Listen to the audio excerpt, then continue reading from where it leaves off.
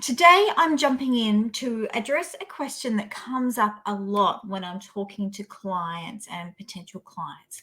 I often get asked about property or shares, often working with people who have made some headway with paying off their home loan, or perhaps they've done really well recently with their business and they've got some extra cash aside, and they want to be looking at how they can invest and get ahead a little bit faster in life so that they can get to their financial freedom as soon as they possibly can. So what often comes up is the question, should I be investing in property or shares or cryptocurrency or one of the other alternative investments that might be available? What is it that I should be doing and focusing on? So in this clip, I'm going to be talking about this topic. I will focus predominantly on shares and property. It is general advice only. In fact, you can not even consider it advice because I'm not looking at your personal situation. Let's treat it as a passing observation of what I have seen around property and shares in Australia, and from what I may have read or absorbed along my own investment processes and in my travels around investment circles.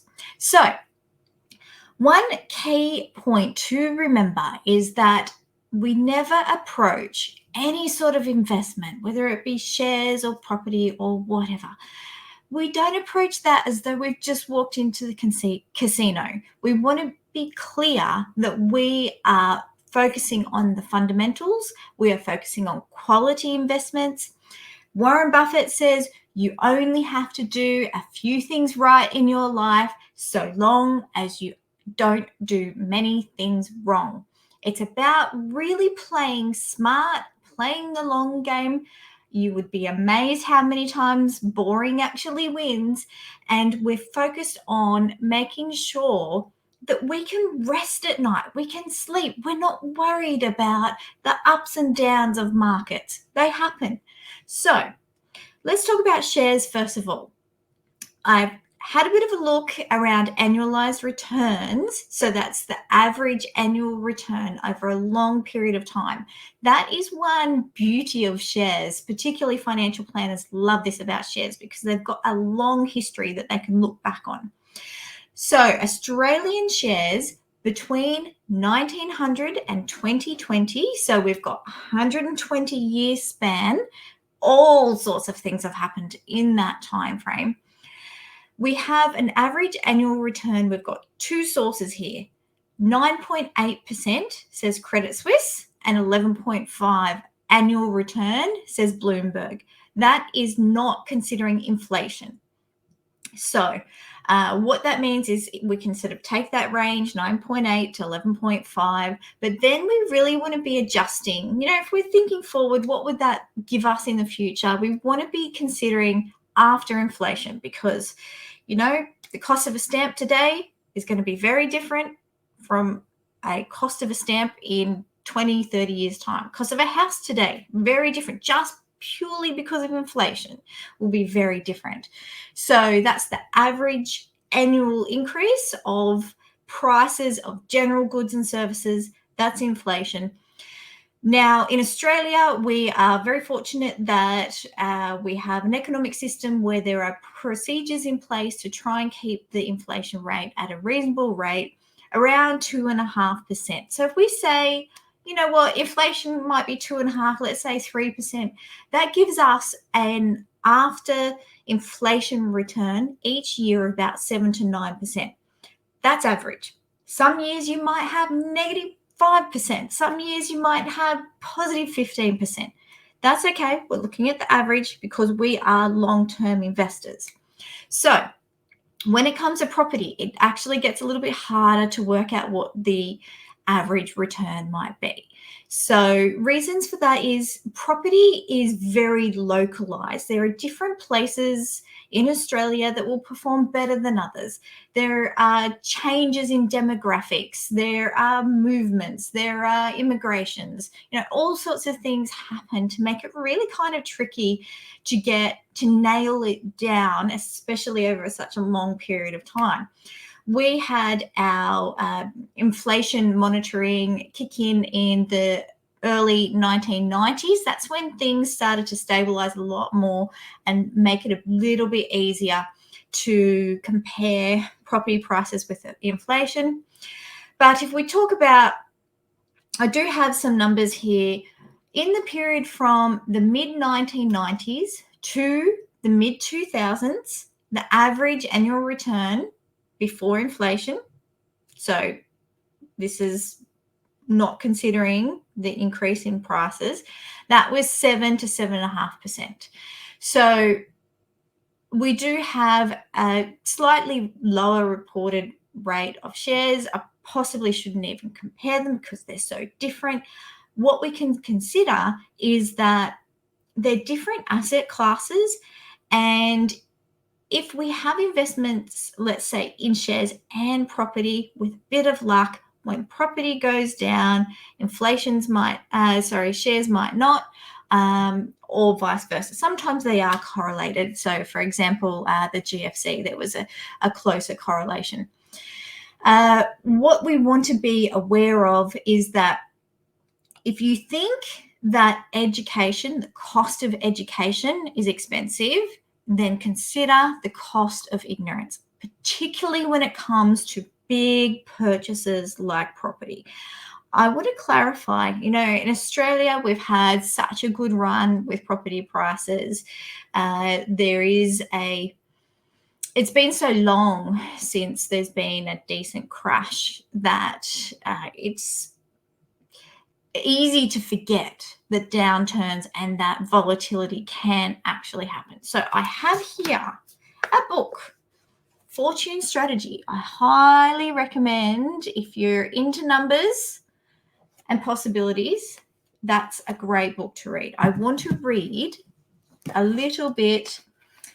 Okay, so Biz Shrapnel, in a report, they reported that between June 1974 and June 1977, real, that is adjusted for inflation, after inflation, residential property prices in Sydney fell by 20%.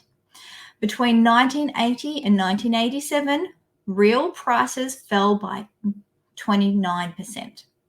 So downturns do happen. The issue with property is actually it's a bit harder to tell because we tend to revalue property a lot less frequently than we revalue shares. So we can see shares in real time, the ups and downs.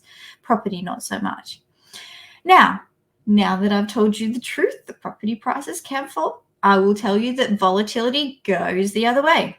According to the Biz Shrapnel study, house prices rose 73% in real terms to the 2 years to June 1989. 2 years. Now, that's kind of tricky to know when exactly in 100 years you're going to get those 2 years of 73% returns. So I highly recommend that when we talk about timeframes, we think about shares, a minimum of 5 years that we want to be invested in the shares to get some good returns, probably more, because, if you happen to invest when there's a downturn, then that 5 years is going to be pretty nasty. Then when it comes to property, even longer, 10, 15 years, it's a long-term investment. That's for the capital. Of course, shares provide dividends, property provides rent. When we talk about that, we've got passive income, and when it's positive, our outgoings are less than our incomings. That's going to improve our wealth because then we have a domino effect. We can reinvest. So I'm talking about the average investor here. I'm talking mainstream. You might be a builder. You might have some inside knowledge. Of course, your approach is going to be different. Of course, we have macroeconomic factors to consider.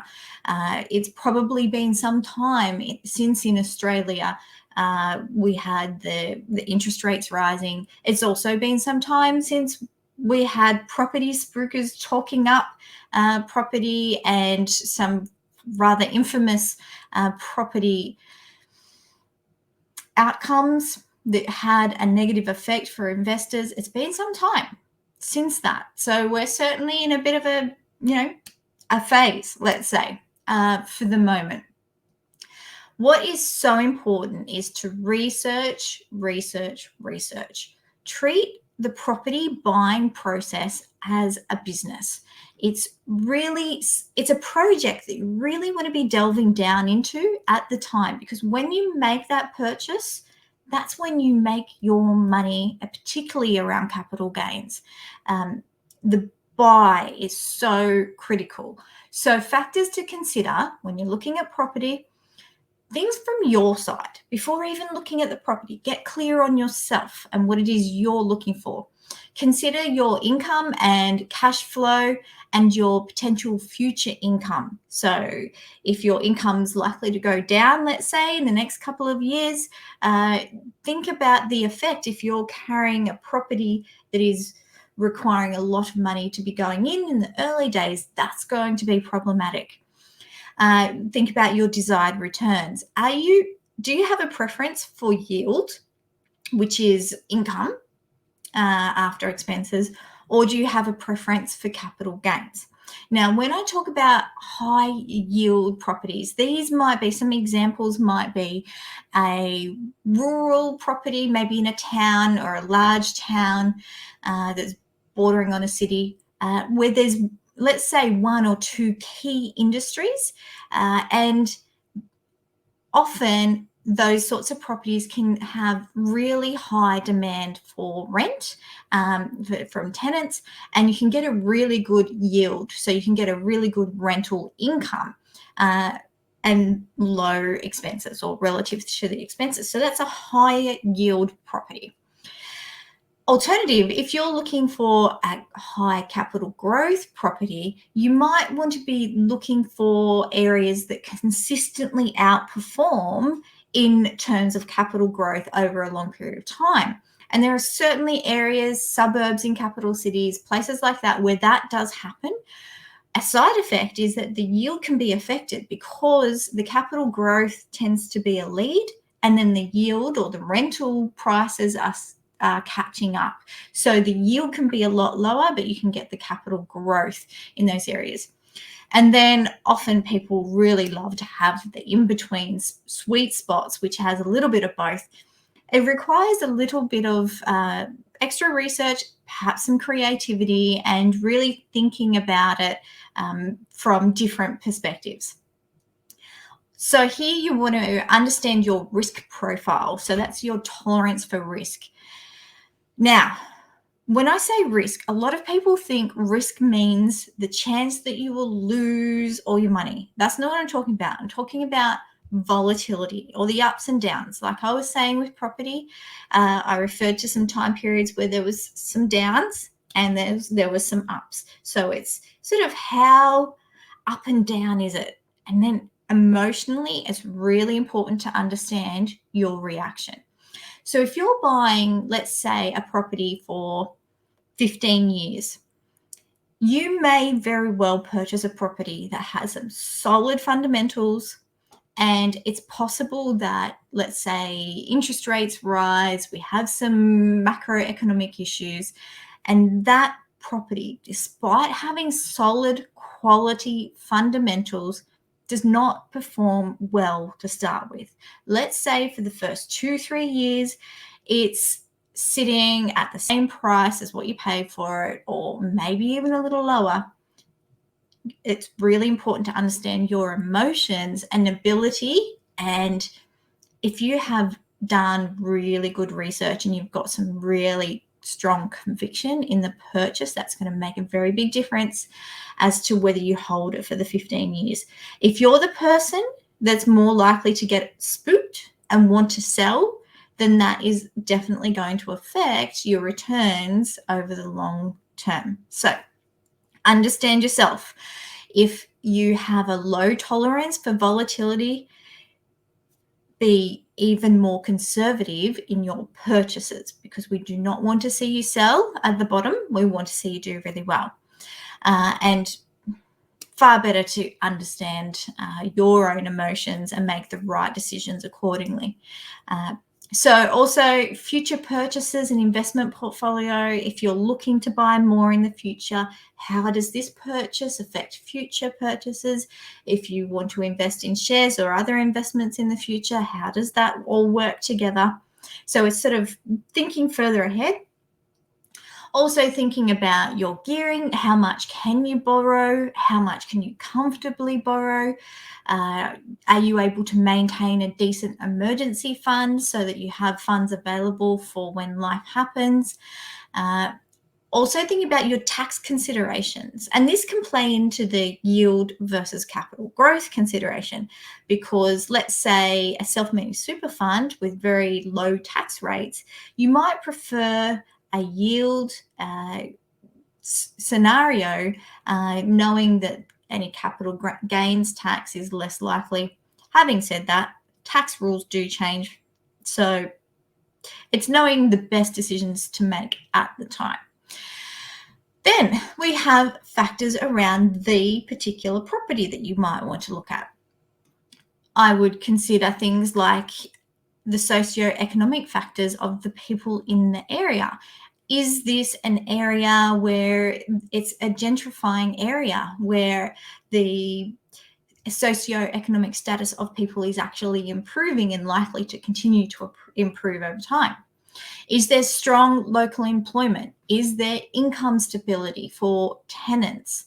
Is it close to infrastructure, airports, train stations, universities, schools? If it's in a town, how close is it to a capital city or a larger city? Airports. Also, owner-occupier appeal, because if you want that capital gain, you also want to be knowing that in the future, people will want to buy that property. And who will want to buy that property? It will be an owner-occupier, someone who wants to move in and live in it. Consider the rental demand from tenants. Check out with the real estate agents. Do the tenants tend to be looking for places and finding it hard to rent in the area that you're looking at? Consider the prices, of course. Consider the rental returns. Go for a property that's unique or distinguishable, but not absurd. You don't want something that is so out of the box that only a small select number of people will want it, because it's much harder to get that demand for it. Having said that, you really do want to make sure that what you're buying is in low supply. If you go in and buy, say, I have heard of the term Legoland. I don't know if it's an Australian thing, but if you go into a street or a suburb and all of the houses are the same, if there's 5 houses in that suburb, let's say, that are for sale and they're all the same, it's going to be so much harder to sell one of those houses because they're indistinguishable from the others. Also, outside factors, consider the macroeconomic cycle. Where are we with interest rates? Are we at the bottom and it's likely to go up? What's happening with the wider economy? What's happening with immigration?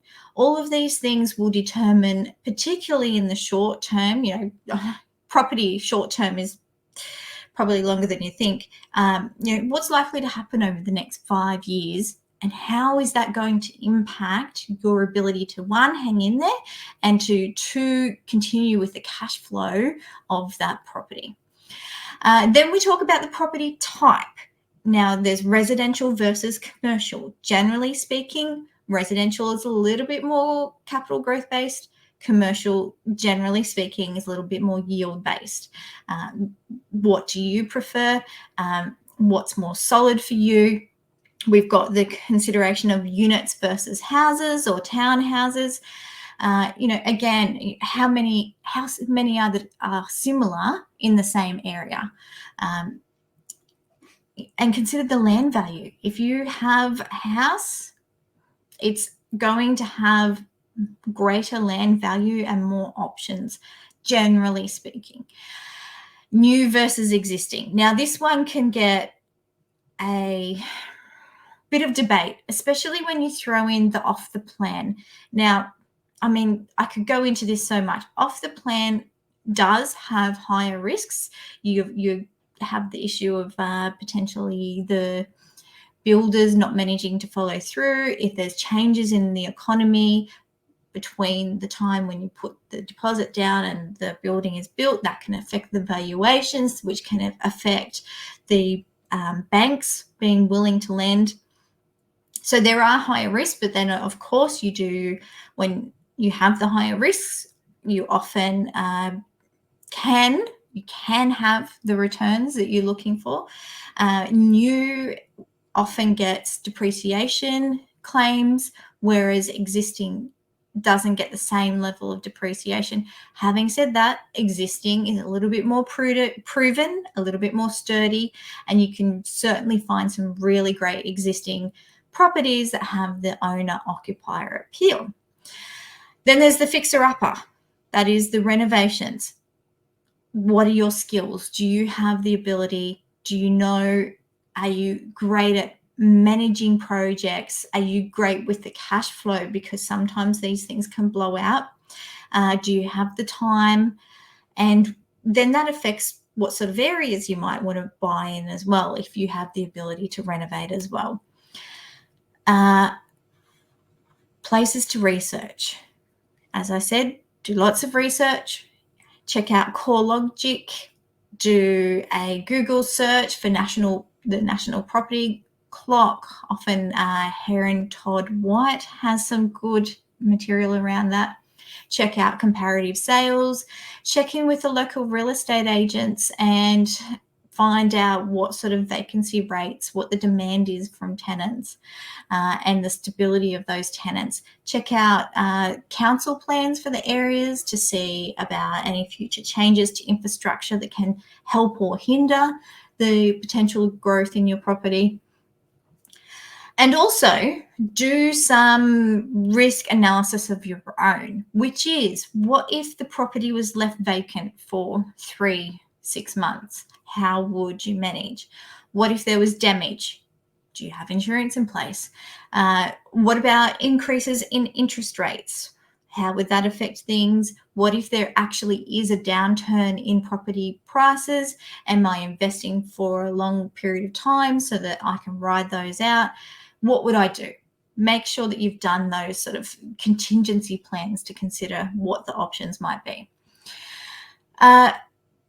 Also, so ideally you really want to be starting big. I know what usually happens is that people hear about a property that's for sale in the next suburb or a few streets away, and because they have that inside local knowledge, they know whether it's a good deal or not. Having said that, know that when you say yes to one property, you're saying no to another property. When you are focused only on your local area, you can have an opportunity cost of not buying in an area that would actually perform better. So ideally, it is good to look at national level and then consider the states. Then you can narrow it down to the regions. Then you can look at the suburbs, and you've got everything worked out about the actual property that you're looking for because it meets, your specs. Basically, you really want to be clear on, your minimum requirements for you to be able to do it. Now, what we have with property versus shares is when you invest a large sum in property, whether it's, drawing into the equity of your home or you have saved up a deposit, when you're putting that in, you're choosing to have less diversification in your investments. That might be perfectly okay depending on your full circumstances. But this is another reason you want to be really clear that you've got the right property. So another thing that people do discount is, well, I can borrow against my home to buy into property, but I can't for shares. Now, you can actually borrow against your home for shares. One thing that has a lot of bad press, and for the most part, rightly so, is margin lending for shares. If you're going to go into margin lending, that can actually have extra requirements and extra risks that can mean that you have to sell the shares when there's a downturn. So there's other ways that you can get into the shares without having to take on that level of risk. Some other factors to consider with the shares versus property. Shares are more liquid, so they can be sold far more easily, and they don't have those significant transaction costs like stamp duty or paying for a real estate agent to sell your home or whatever it is. And then you've got the ability to invest in other asset classes. You actually can allocate a portion of your investments to listed property, so you can actually get some diversification that way. And you can also invest small amounts over time. You can do something called dollar cost averaging, because markets go up and down. If you're putting a small amount in regularly, you're going to get the average purchase price by putting small amounts in over time. So there's a little bit more flexibility. Having said that, I do know plenty of people who will simply not invest at all unless it's into property. Also, many people have done extremely well out of property. So it's worth considering how it might work for you. Also think about your superannuation and where that's investing, because that's still part of your portfolio. So maybe you can have a little bit of the best of both worlds. It depends on your particular circumstance. I think the moral to the story is begin with the end in mind. Know what it is that you're wanting to achieve over 10, 15 years, what it is that you want to envisage for your life. Are you after cash flow? Cash flow can be reinvested. What is it? And make sure that you're getting some good quality advice from the right professionals, a financial planner, maybe a buyer's agent, an accountant, a lawyer, whoever it is that's going to be of most use to you, and absolutely take responsibility for your own education. Sure, shares can be managed elsewhere. Buying property, you can find the right people, but you need to know what's going on from behind the scenes and what makes sense to you. So I absolutely do hope that you consider your investments from the bigger perspective, and that you do look at it from the perspective of, if you get too frightened and not make an investment, that is also a cost to you. So seek advice and make a start.